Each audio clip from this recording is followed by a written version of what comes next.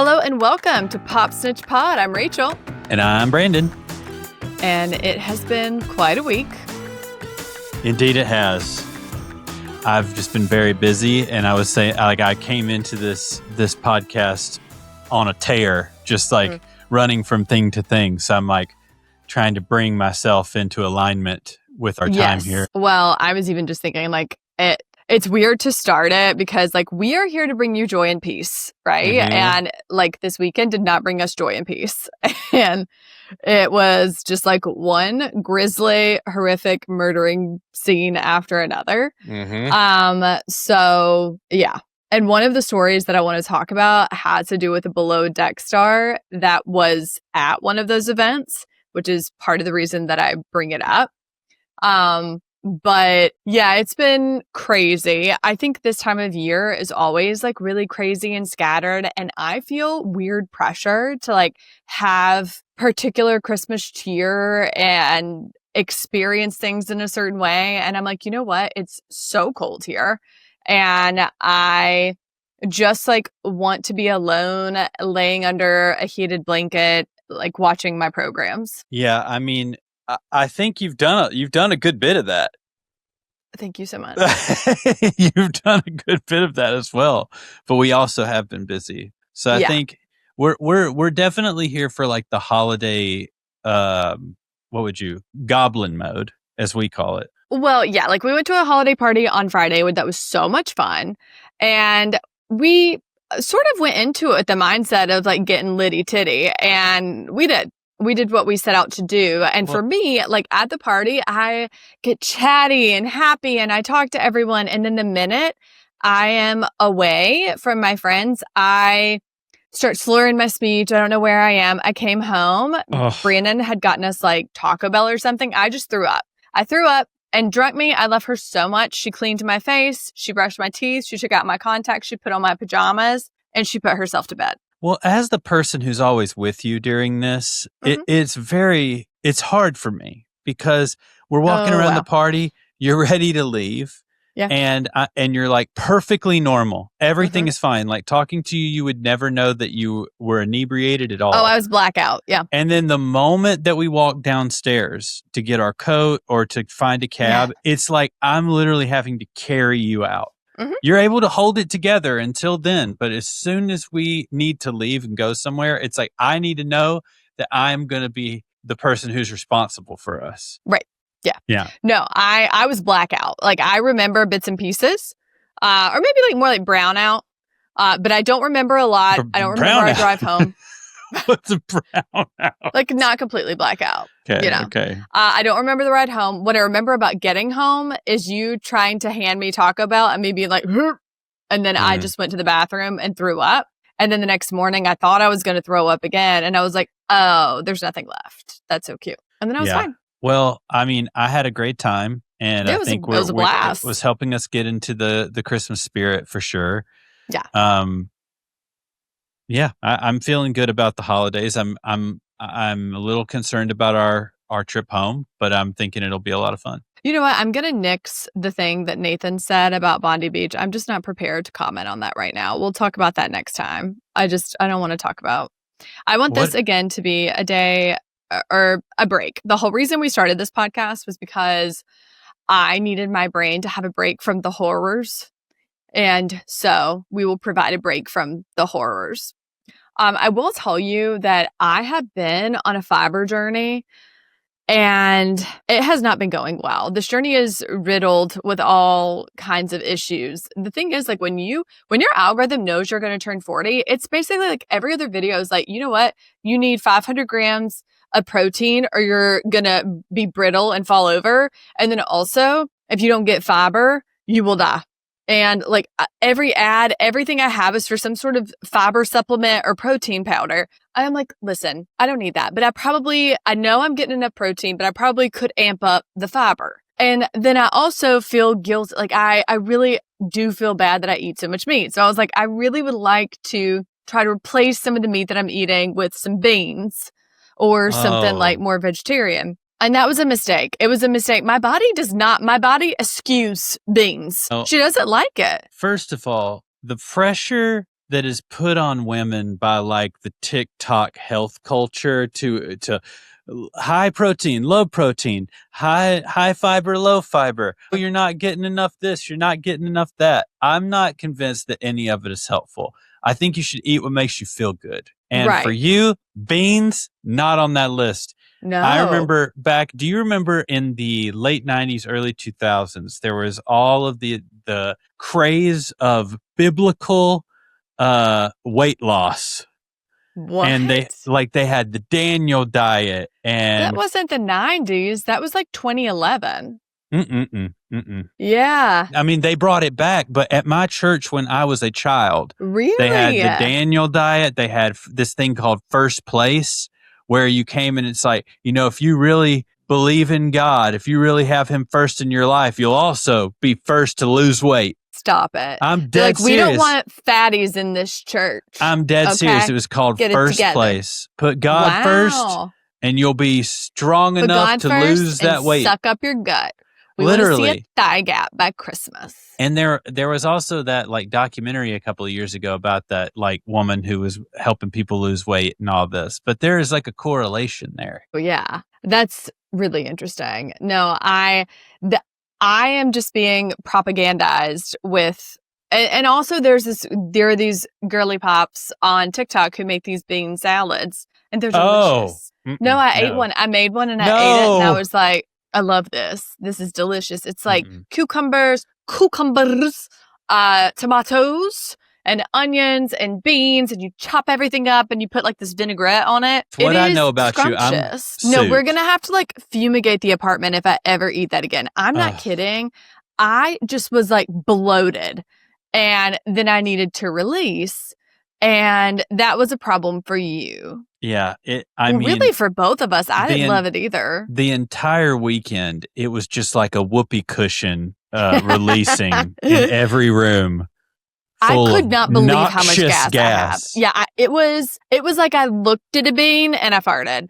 I could not believe what it did to my system. And I only ate like a couple days worth of eating like beans for lunch, and it messed me up so much that I'm like, I don't think I can ever, I literally don't think I can ever metabolize a bean again. Well, the men's side of the health thing is equally as sick. It's like if you're not waking up at 5:30 a.m., jumping in a cold plunge, rubbing rosemary in your on your joints, no, in your widow's peaks to kill that, to stimulate hair growth. Then you're useless. You're a beta. It is weird. The whole thing of like men having this like 5 to 9 before they're 9 to 5 and doing all of these weird things by themselves. I'm like, guys, you could just like get up like normal people and then have a friend that you talk to after work. Like, what is this? And it's like, wife, I'll be tending to myself during the time in which you're getting the kids ready for school, and I have to attend to my 5 to 9. Right. I don't have time. I'm so sorry. I can't help with the kids because I do need to be in a cold plunge, and I have to be rubbing things on my widow's peak and going on like a 4-hour run. So thank you for your attention to this matter. That is how things will be moving. I know that I work part-time, but you've got to get out there to your full-time job after taking the kids to everything, because I've really got to get locked in. Yeah. And I won't be able to get that full-time job if I'm not able to do this 5 to 9. And this guy on YouTube told me that, and I genuinely believe him. And so I bought this coaching that I think is really going to change my life. Well, women have fallen prey to the supplement journeys for years and years, Lumi and all of these other brands, celebrity brands and stuff. And now it's just as bad for men. People, Joe Rogan trying to sell me Alpha Brain and hemp extract and all of this, and virality pills, Shinjuit or whatever it's called. I thought virality pills were just blue chews. You tell you. Yeah. Then why are we looking for a different virality? I'm just saying it's just. Okay. Men are so weird. Like y'all as a species befuddle me. It's not me. Don't lump me in. You are one. I am one. I mean, I love you. Like hashtag not all men. That While is my true. eyes roll in the back of my head. Hashtag not all men, for sure. Oh, Jesus. Okay. I'm not allowed to. That's why. You don't allow me to become that kind of man. Yeah. Well, you've threatened divorce on multiple occasions just by looking at what I listened to in my podcast app that week. If I note that your podcast is giving like Manosphere, I'm like, are you okay? Are you all right? It's all research. Sure. No, I mean, like I said, I'm not a part of that sphere. Well, okay, let's get into Southern Charm, because this is all of this talk of the like 5-hour lead up to a job is making me think of Whitner's morning routine. And I want to dive into it, but I want to start still at his birthday dinner. Again, nothing brings me more joy in the Bravo universe than people having a genuine fight while they are dressed up in costume. There's truly nothing better. Here is my thing that I will never understand. How you could be a gorgeous, talented, interesting woman and see the way that these men act like children, like literal children, and needing you to feel sorry for them and side with them. And still these women like try to be with these men. It baffles me. Yeah. It literally baffles me. Sally will do anything to stay on the show, though. I mean, like, that's the whole thing. That's why she's like flirting. That's part of it. Yeah. That's why she's throwing herself at Craig. I will say, at least in that moment, she was like, hey, you look crazy. You should actually apologize to Austin. He literally stands up because Austin is razzing him. Austin's in this moment where he's like, I don't know if I'm loving this relationship. He's talking to Madison. He's like, it's hard because nothing's going wrong. I just don't know, like, if I want to take that next step, if I want to leave it as is. So he's already like ruminating about this. And Craig's like, just so you know, because you made fun of me for being in a hot tub with 2 hotties, Shep's going to say something that could ruin your life. And I'm like, Craig, get a grip, bruh. Like, this is so stupid and so high school. You look dumb. And when Sally is having to be like, Craig, like, actually, you should apologize, then, like, you really need to, like, reevaluate what's happening with your life right now. I mean, the saddest part about these guys is, unlike a lot of the other shows, like, I fully believe that if Summer House ended tomorrow, Kyle Cook would be fine. Like, he does have an entrepreneurial mind. He like, you know, he's annoying, but I think he would still find favor, right? But I just like when you're talking about Austin and Shep, especially, I mean, Craig has gone on and he's done some things, but if you're talking about like these guys don't have anything. Well, Shep's always going to have money. Like he's always going to have money. His trust fund is pretty good. Austin, I think definitely needs the show. Like he, you know, his beer kind of like petered out. He doesn't have a brand other than Southern Charm. Now, I think he is charismatic, and when push comes to shove, he could find himself on another show or figure something out. But yeah, I agree. I do find it interesting that like these two, after Craig screams that, and Austin walks into the kitchen and is like, what are you talking about? And Craig's response is like, why are you so scared of me? Why are you saying that you're scared of me? As he's screaming at him and saying he's going to ruin his life. And Austin's like, because you're scaring me? Which was the theme of last season and is quickly becoming the theme of this season. Are you scared of me? And Austin's like, yeah. Yeah, kind of making these, I think that's what Craig doesn't understand. Like, Austin's not worried about him, like, physically hurting him. It's that Craig, like, when he is drinking at that level and he's got rage that he's not handling well, you just never know what Craig you're going to get. He's very volatile. And so you don't know what he's going to say, how he's going to react. And that level of unpredictability is what is scary. Exactly. And Craig is such a whiny bitch. He's always like, I'm triggered by that. We're triggered by you. He learned all this from ChatGPT. He doesn't go to... Dr. ChatGPT told him, it's okay as long as you say you're triggered and you don't usually do this. I feel like the uninitiated may watch and hear him using some of this therapy language and being like, oh, well, maybe he's adjusting. Maybe he's setting boundaries and blah, blah, blah. This man's talking to ChatGPT and it's like, use the word triggered. People love that. Yeah. triggered, gaslighting. Like, these are really important textbook words to help remember these things in arguments. Yeah. I mean, it was so bad that Madison was like, because she's super pregnant, obviously sober, and she was like, it scared me. And I was like, I want to get up and leave. And she just left the premises. She was like, okay, that's enough. I'm out.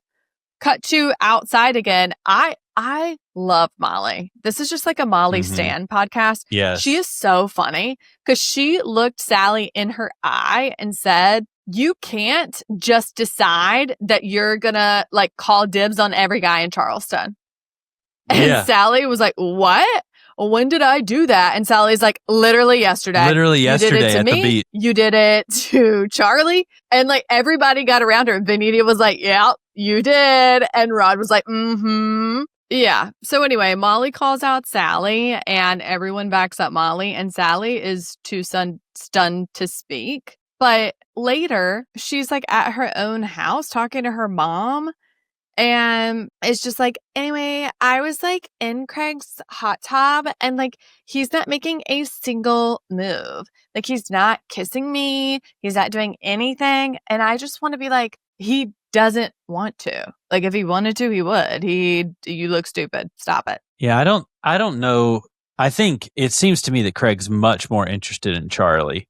Yeah. And I think obvious. And obviously, I mean, of course he is. I mean, Sally has already, I think, slept with Austin and Shep, correct? Yeah. Of course he doesn't want, like, he's not thinking about being serious with somebody who every single person in his friend group has slept with. I mean, Sally's a girl about town. She is. Which is, I mean, if that's the way it is. She just wants to secure her spot. To me, that's really clear.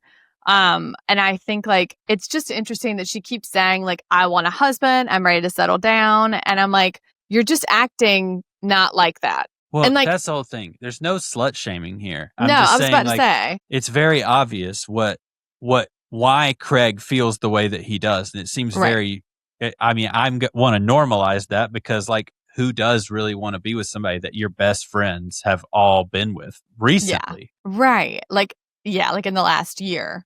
Yeah. I like that we got a glimpse of Whitner, like more of him in this particular episode. His morning routine, truly terrifying. Although, did you see that stuff online where it was like saying the time marker was like 4:50 and then his phone said like 6:30? Yeah. I think there's some, well, another thing is like they're filming him all the time and they're editing, right? Yeah. But I do think I understand. He seems like such a sweetie. I love his devotion to his dog. I appreciate, I mean, he's clearly getting these like Manosphere things that you're receiving as well about his wellness journey post breakup.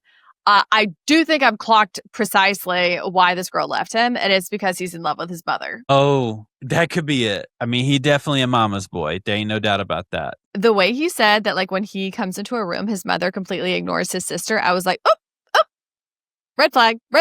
Yeah, I want to talk to the sister. I want to talk to this ex-girlfriend. I want some more details. I want to talk to mama. This. Like, I'm so curious. But, like, to me, whatever happened, it seems that had to at least be part of it. Were I a betting woman, that is where I would put my money. I don't disagree.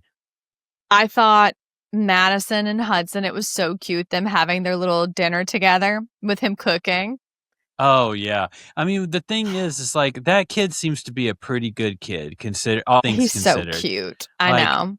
Like, he's embracing this new father, this like a kind of strange situation where he has to be gone all the time. Like, he really does try to take care of his mom. It's like, it seems like they're doing pretty good with that kid. Yeah, he's a real sweetie. And also seems sensitive, like when he got beat up last season and just like how he was acting and stuff. I have a soft spot for old Hudson. Well, you know, we met him in Madison and it was just the two of them for ages. And so he has had, like you said, a lot of big adjustments that he has done well with. I like that he's excited about their new house.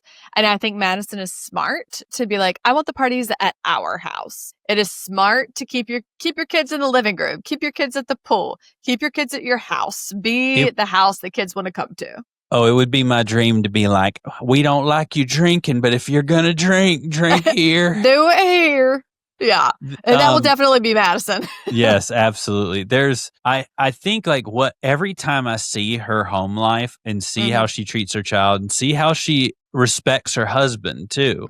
Oh, I mean, she does. She's not in like a weird, not in like a weird, not like a submissive way, but in she adores him. Yes, and like respects his opinion on things, brings things to him. Like it all feels very above board. And then to hear people like Shep Rose calling her white trash, and we know that's just because she had a son before she was married. Well, this was in previous seasons that he That's what said I mean. this, but yeah. But that's the whole thing. It's like just because it wasn't in like his plan, even though like what is he? Well, it wasn't because of the son. It was more because she was a hairdresser. And he was like, she's just some white trash girl that probably, who's got a son by some other guy who doesn't make a lot of money, who doesn't have like a Southern name, and she doesn't belong in our circle. Literally, I cannot stand Shep.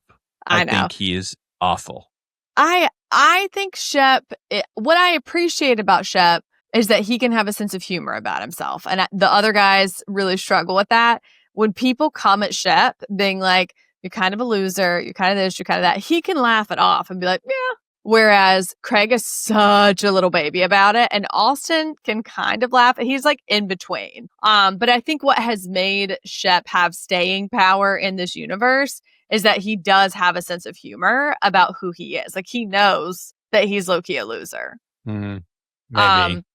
The scene with Craig and Charlie at Craig's house was like so uncomfortable for me when she's like bringing art over for him to look at, because she looks so pretty and she is looking at him like, did you apologize to Austin? And she's listening to him and she's realizing that she's afraid to make him angry and thinking like, why is a 37-year-old man screaming at another 37-year-old man about a hot tub? Like, how embarrassing. Here's the thing. Here's a PSA for all young people searching for a mate.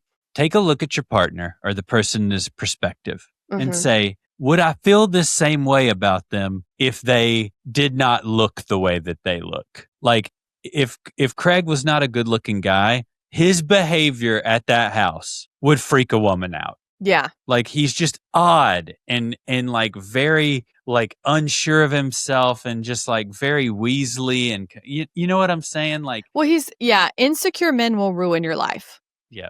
That is just true. It can come out in violent ways. It can come out in weird control tendencies. It can come out in a lot of ways that will literally ruin your life. So do not get with one of those.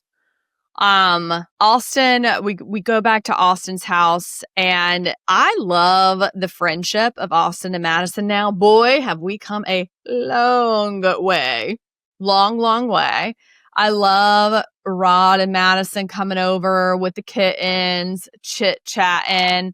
And I appreciated them reminding Austin, like Madison was like, just so we remember, Craig and Shep hated me. And that was a lot of why our relationship didn't work as well. Anytime you are doing something where you're remotely happy, and even though she and Austin have had these conversations where she's like, this may not be the girl for you, but if you to them seem happy, they will attempt to sabotage you. Well, that's the whole thing. It's like, it's what I said in a couple episodes back. It's like, Austin is doing what he wants to do. Like, right. He's fine with being long distance. Maybe this girl somewhat is too for right now. And it's like, but of course, like Shep and Craig are always like, well, you're really not happy. You're not moving forward. You're not, moving in. You're not moving to be with her. She's not moving down here. There's obviously a problem. Like, no, not everybody has to fill out this exact way that you want to be. Well, I think Shep, Austin, and Craig all work in triangulation. Whoever the two of them are mad at, they will discuss and try to sabotage the other one. Like that has happened throughout all the seasons. Craig was one that, Austin and Shep were working together against last season. And now it's kind of broken and it's Craig and Shep. Although I think I genuinely felt bad for Shep because I do not think he intended it to be this way, genuinely, based on what we've seen on the show. I think he was probably meeting up with Craig for like press or something, and that's why he was on his mind in the general area. Because if they're in New York, it's typically because they're doing like upfronts or they're doing some sort of press. And so he was probably like, hey, I don't want to screw up his day. I don't want to mess him up. This happened. Do you think I should say something? Like, or just let it rock? And it's Craig's probably like, let it rock. around when they were on like Watch What Happens Live and all of that last season. Oh, yeah. But I would say, but that's the whole thing. It's, I don't think Shep is really to blame here because like, you're right. Like he took the advice, like, don't bring this up. It's not, and he it's didn't probably say anything. nothing. Yeah. It was Craig trying to do a hit piece because anytime Craig feels like he's looking bad on the show, he attacks like a lunatic. Correct. All right. Let's move on to Salt Lake City. They're in Greece. Greece. And Angie could not stop talking about it. Oh yeah, it's bad. I think that oh god, who does the impression of? I think it's Heather doing an impression of Meredith. It's pretty hilarious. Yeah. Where she's like, "You said this and I said this, and we met in the middle." Angie's exuberance about Greece, I don't think I have ever felt that about anything in my whole life. I don't think I could conjure that type of excitement about one singular thing. So to that, I say hats off. I do think it is hysterical that it is backfiring on her daughter so spectacularly, where her daughter is like, I actually hate Greece and I don't want anything to do with it. Well, the best part of that is like they're sitting in the pool and they're like, oh, Electra's not really liking she doesn't really identify as Greek, does she? And she says, no, she identifies as a horse girl. I was like, oh, okay. Well, that's not a nationality, but sure. That's not something to identify as. She's a horse girl. That's like she likes horses. Horse girl. Yes. Yeah. No, it was so funny. I really enjoyed this episode. Meredith cracked me up. She reminded me so much of my own mother in this moment. The way that she sulked. I love a Meredith Marks sulk because she draws it out. Right? It's so good. Well, they've decided to be on this trip on Mother's Day, a thing that they've known since the very beginning of this. It's not like they got to Greece and realized, like, what? We're going to be gone on Mother's Day? Like, they knew this from the very top. And because Meredith is being cornered. Well, and because Angie has just let it slip that she's put Meredith in a 4-person group with Whitney and Heather.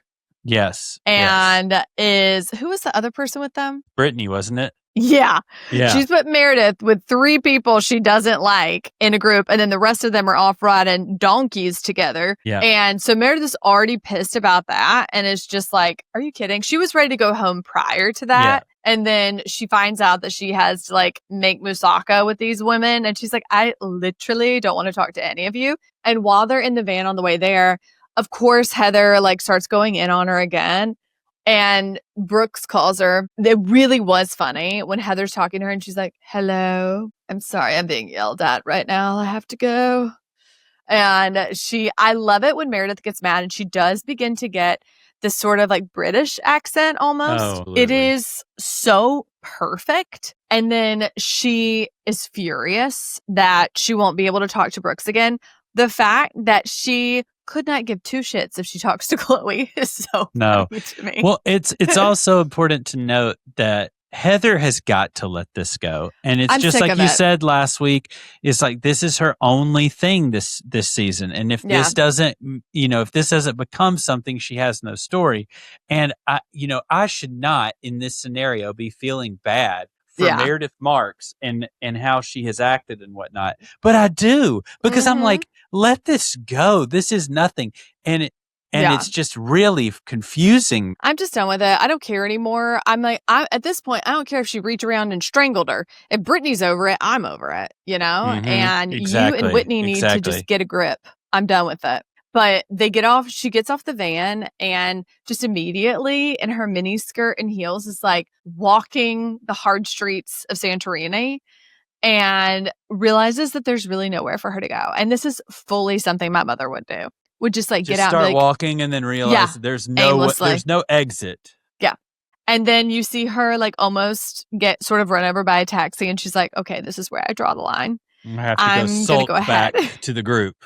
So she sulks back. She is giving such bad energy that the guy who is trying to like create an experience is like, are you okay? Yes. Is everything all right? And she's like, you have shown me more grace in this moment than these girls have the entire trip. Well. And I'm like, Meredith, get off the cross, okay? Like, relax for just one moment. Pull yourself down.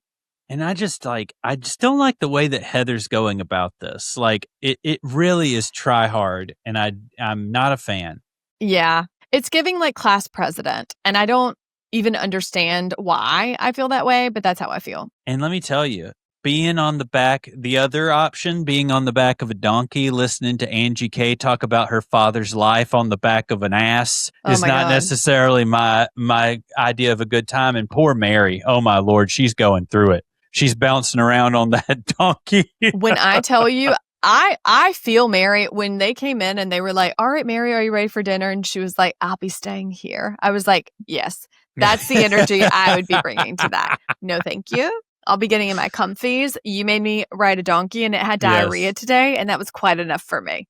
I've heard you yapping a bit too much, and I don't have anything to add. And we listened to another podcast where they do not like or agree with Bronwyn's choices when it comes to what she's wearing. And I always disagree with them until this week, where she dressed like a mix between Olive Oil and Where's Waldo. Yeah, her donkey outfit was giving like, did I find this in a coloring book? Well, that was the funniest thing, because last night we were watching it and I was like, do you know who she looks like? And what I was thinking about in my head was Olive Oil. And I said, and Rachel just Waldo? pipes up. She's like, where's Waldo? And I died because we were both right. It was. It was a combination. She was wearing a polka dot dress like Olive Oil and wearing a striped shirt. Like, where's Waldo? Yeah. And I was like, oh my gosh, where's Waldo? And Olive Oil got together and had Bronwyn. And you were so sure that I was thinking, where's Waldo? For sure. I thought we were like absolutely on the same wavelength. And you were like, where's Waldo, right? I'm like, nailed it. Nailed it. Knew it. I got really tickled. You sure did. You could not hush after that. I will say I love seeing them have fun by the pool. One thing about these girls and what makes Salt Lake City particularly good is that they still, even when they fight, they still know how to have like fun together. And so they go back and like Meredith's in the pool playing games and racing around, and Angie's trying on her little outfit and joking around. Like, it was fun. It's fun to see them having fun. Well, it seems like now that we know that Bronwyn and Todd are on the outs, and it very much looks like Whitney and her husband are on the outs, I got a plot point for season 7, and that would be like they try to date. Each other? They got a little love connection. There's a vibe. I mean, Bronwyn having had connections with ladies, not surprising. Yeah. No, not at all. And that's what I'm saying. I'm thinking they might be in for a little experimentation. Well, when the other women were like, what? You've touched a lady. She was like, Whitney, get in here. Save me. Lisa was like, what? And then Whitney just gives her a little peck. The woman. And then Whitney's like, if that peck did something for her, she really must be dried out. Oh, no. I was like, oh. But no. I was like, damn, Whitney. Lisa's like, my son went on a mission. I cannot hear this. I cannot touch the lips of a lady.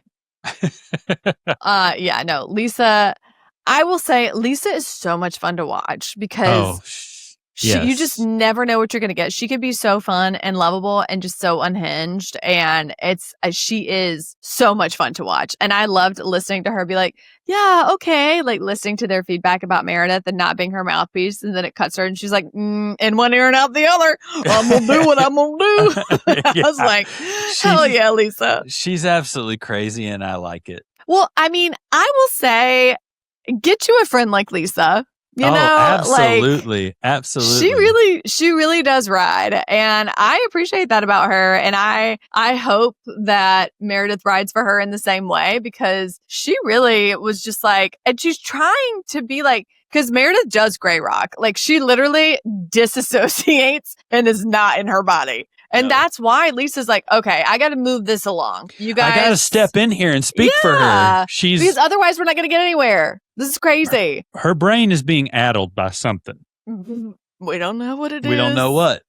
And we do not want to be damaging and speak lies. Yeah.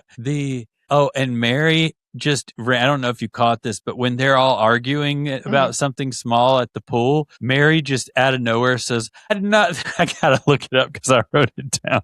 She said, I don't think that these shrimp have been dewormed. Oh, yeah. She's like eating a fried shrimp. It's deveined. Yeah. Dewormed. We're like, Mary. She's like, I don't believe that these shrimp have been dewormed. I was like, ooh. The Sprinter van was so funny going to their dinner when Brittany just lets out, like, just so you know, I trademarked a high body count hair. The way she triggered Angie's brain went. Because she was like, Angie got triggered into a new stratosphere. She was like, you did what? She beat her to the punch. You know she was about to do that. Her hair mogul. She was going to do high body count hair. And instead, before she could get to it, and I agree with Brittany here, hey, I'm the one who sustained the hit. So guess I'm going to trademark it. I think it's funny. I think it is so insane for Brittany to do that, but it's so insane. I love it. Like, it's so perfect for her to have done it and to agitate Angie in that way. Like, if someone had done that to me and was going around and because like Angie was not the first person to have said it, but she is the person who made it famous. And so for Brittany to just be like, by the way, BT dubs. I did trademark that, and it bothered Angie so much. But the funniest part was when Brittany was like, are you like jealous of my hair? And Angie was like, no. But then Angie got really mean to Brittany, and I was like, oh guys, we're going way overboard about the hair at this point. These women are going to, like, here's the thing. I believe that they're going too hard in on Brittany right now. They're not realizing she does not have the hate that they put on her. And like Angie going after her like that doesn't make Brittany look bad. That makes her look bad. And then but Brittany had one of the most unhinged moments when Meredith was talking about not being able to speak to Brooks. She was like, well, I wasn't allowed to speak to my children for 3 years. We were like, whose fault was that? Baby girl, this is not the same. Whose fault was that? I could not, if I had been Meredith, I would have leapt over and slapped her. I could not believe she was so equating that. She was so blown away by the fact she would say it. All she could get out was, well, now it has become about you.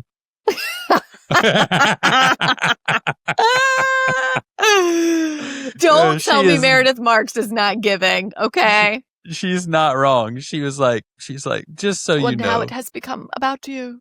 Now it has become about you. Brittany. I love it. I mean, it was it was genuinely a fun episode. And someone else said something mean to Brittany, and she was like, I'll trademark that too. I'm gonna start saying that when somebody hits us online. Somebody hits us in the comments. I'm gonna be you know what? I trademarked your ass. Yeah, sorry, trademarked it. Oh, you said something rude. I trademarked it. Don't worry. Okay, let's move on to the new Vanderpump.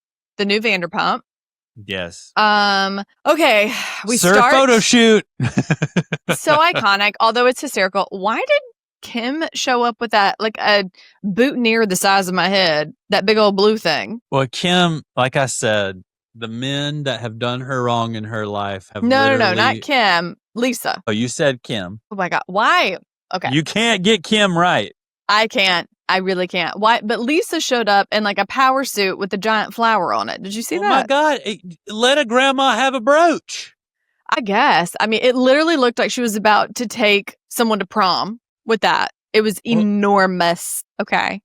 But I do love going that to the Mary's Photoshoot, church one. Yeah, literally. the way that the times they are changing. She was like, boys, if you'd like to remove your shirt, but only if you'd like to and only if you feel comfortable. We do have an HR department now. I mean, back in the day, she would be like, she's like, you take it off or you're fired. Slap a bum. She's like, do you want to put the sock over your dick so it looks bigger? And they were like, oh, okay. Like the stuff that happened in the first couple seasons at the shoot is like wretched. Crazy that it even made it to TV is crazy. Much less that it was like a thing that she directed. Yes. So it was just like very funny. I think like the connection that a lot of people probably didn't make because it's so quick that they say it is this is the day after Audrey's birthday where they were all out until so like hungover. 3 or 4 a.m. And they're at work at like 9 taking these photos. And that's what it's like to be young. Let me tell you, could never happen now. I was down for the count after Friday. I was down all day Saturday. Count me out, baby. I need like a full 24 hours now. No. But Marcus and Kim are like back together at this photo shoot, and everyone is so confused because night before, Marcus is like, I'm falling out of love with her. And then you see Kim, who is crying to Natalie, to Venus, like sobbing. So they're all at this photo shoot, and Marcus and Kim are like lovey-dovey, whatever. And everyone's like, hey, what happened? And they're like, oh, we got back together. Like, full disclosure, we got back together. And for them getting back together is clearly just banging out, like having sex. Important to note that it was Kim who said they were back together, and Marcus just said, well, everything's fine, but we didn't even have a conversation. Well, he said we never have a conversation when we get back together. It's just back together. And I'm like, we have sex. We have sex, and then I feel better about it, and we're fine. Because he is literally insane. So we meet a new character, Angelica, who I think is really funny. Kim, why do I keep doing that? Lisa hires her on the spot because she can do a high kick, which is very important to being a server at SAR. So I have a hot take here on the Angelica of it all. Okay. And I think that Lisa, after meeting this new cast, probably realized there wasn't someone that she could manipulate in the way that she typically has. I think she's brought Angelica in as the Sheena. I think I think we'll see this person as being the person who starts to feed storylines. I think it's the person that Lisa will probably have the closest relationship with. And I think that she is to be seen as a separate entity than the rest of the new Sir folks. Okay. I think if anybody's the plant, it's her. Her falling down immediately. Have never related to anything more. Agreed. Genius move. Falling down immediately and then being like, hey guys, and not being super embarrassed. You're immediately like, I'm so sorry that you just fell down and humiliated yourself. Come on in, you can be part of the group now. You're really gorgeous, but now you've dropped our walls, dropped our defenses. And so I think it was actually a really good arrival point for her, at least with the girls. I like that she's nuts. She's a little silly goose who loves boys, loves love, loves to like. She's still living with her ex, right? So, still living with her ex that she thought she was going to marry, but he was like, "I'm not really interested in that." Right, but she said she thinks she's going to marry everyone, and so that's just like a fun little thing. So, who are we siding with in this new huge fight that's happening between Venus, Kim, and Marcus?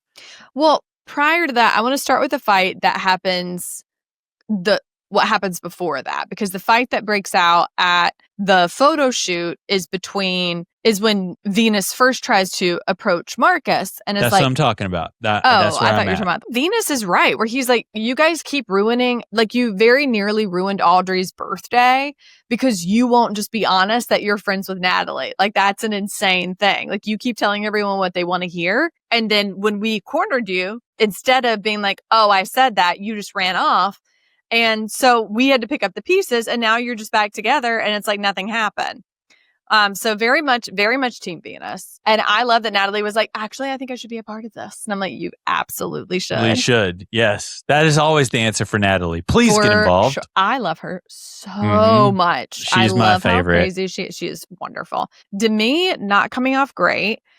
Is she allowed to be? She seems like she has not been allowed to be part of the photo shoot. But she is still very much there and very like, let's get back to work, kids. We got a schedule to keep here, okay? Who's got to pay the bills, okay? She's got like that vibe. I think my thing about the whole Venus bringing this up is that he's always picking up the pieces. Exactly. And after they have these huge fights, he's the one that both of them come to. And they show this clip of him doing that. And then Natalie gets pulled into the drama because Marcus won't tell the truth about the nature of their relationship, which is just that they're friends. Yeah. And that's all Natalie needs him to say. It's like, I'm not being inappropriate to you. We are friends. Yes. And Natalie is actually speaking so much truth at the table, and everyone who is insane starts coming in and getting involved as well and yelling at Natalie for being out of control. And all she was doing at the time was just speaking truth and not even being, she only got activated once people who had nothing to do with the conversation started coming in. Well, yeah, they're very intimidated by Natalie because she's pretty and she's kind of crazy. But yeah, and like, in her head, she's looking at Kim like, do you really think I want your creature of a boyfriend when Shane is trying to take me out? Like, get serious. Yeah, that's when we go to the the climbing gym. Here's the climb. I loved it when she was like, unfortunately, this is our first date. Yes, literally. And he was like, it's important to me that she be active.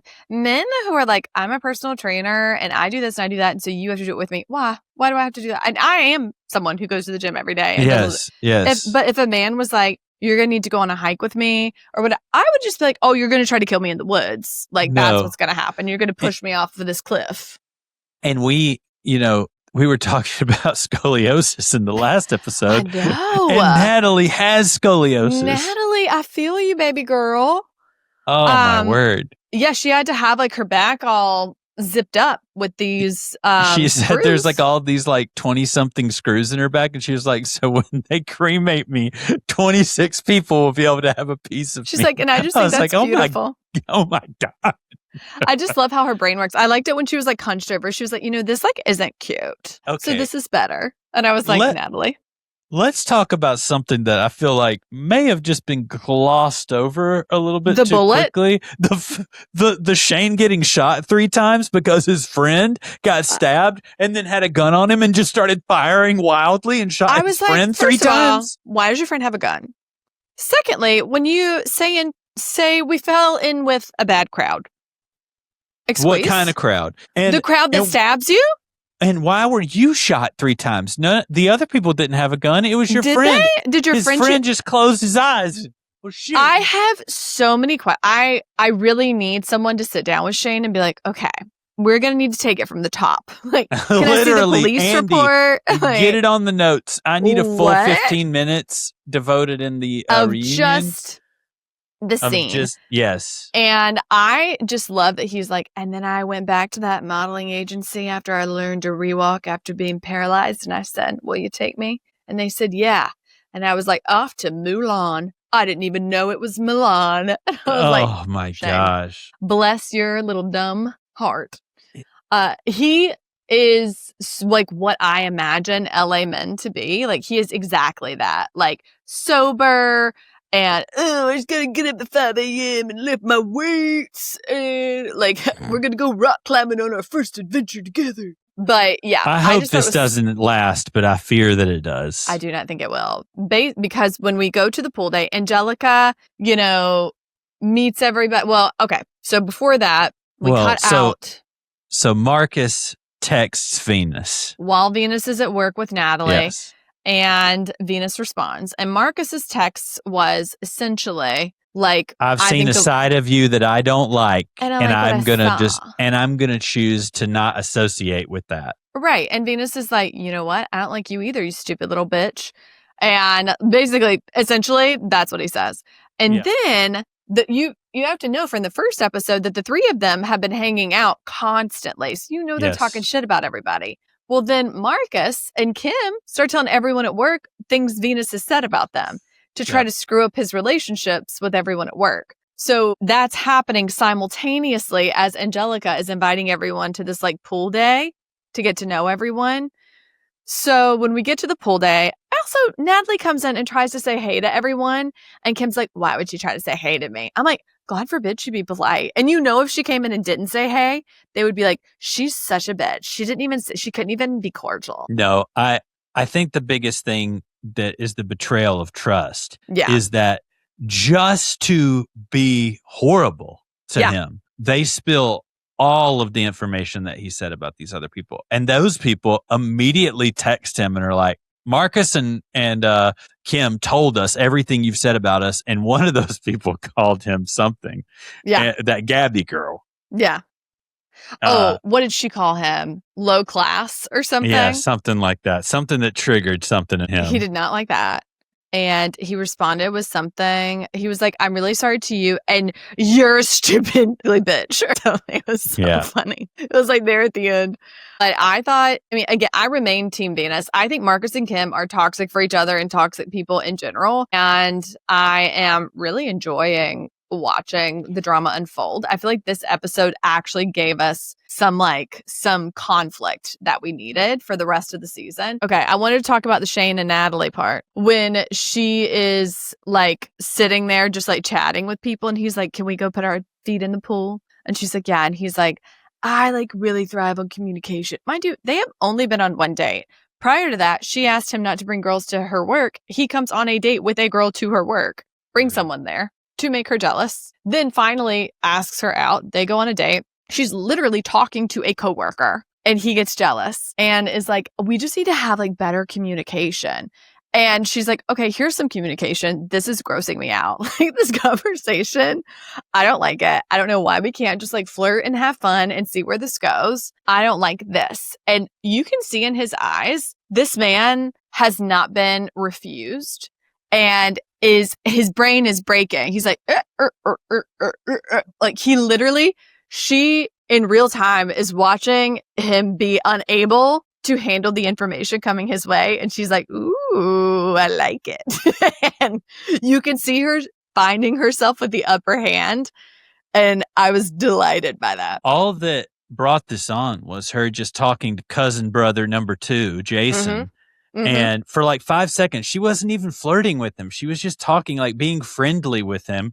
And all of a sudden he comes up with all this silent rage about you're not giving me the communication I need. And if I'm going to be in on something, I need to see this. And she's like, look, why can't we just chill and enjoy each other's company and see where this goes? This energy you're bringing is very unattractive and weird.